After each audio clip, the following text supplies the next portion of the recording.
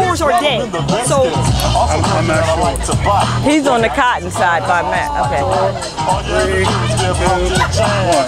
1. Okay. I'm Carol. Originally from the Ford generation. My mother was a Ford. Her father was a Ford. Her father's from Still Pond, Maryland. Her father had I think it was 5 brothers. It was Henry. He was Clifton. He had a brother Henry.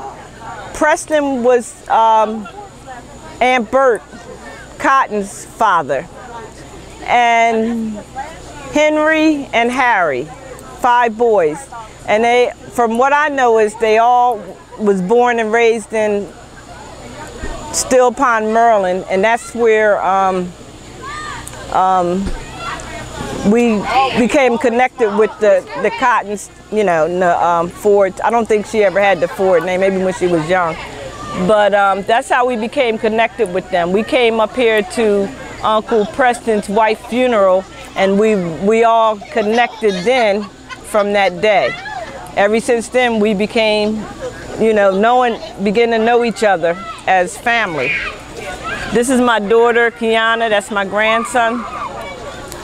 We had one family from the Ford out of my grandfather, Clifton Ford kids. It was 9 kids, and only one is living now, and that's my Aunt Helen Ford.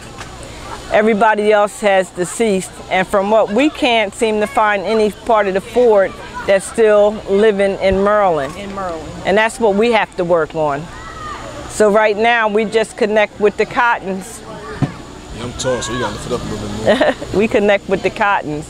But we're interested in knowing more about our history. You know, as far as how my grandfather, why did he leave this area? You know, his brother's kids, any more kids. Uncle Harry has kids in Vineland, New Jersey, one of the brothers. Harry Ford, his kids, I know them. That's the only other brother kids I know is Harry's kids and Preston kids. I don't know any of the other brothers' kids. Any Fords in Philadelphia? Yeah. That's where they migrated. So that's where the majority of Fords is in Philadelphia. Because our grandfather, Clifton Ford, left Maryland and moved to Philadelphia.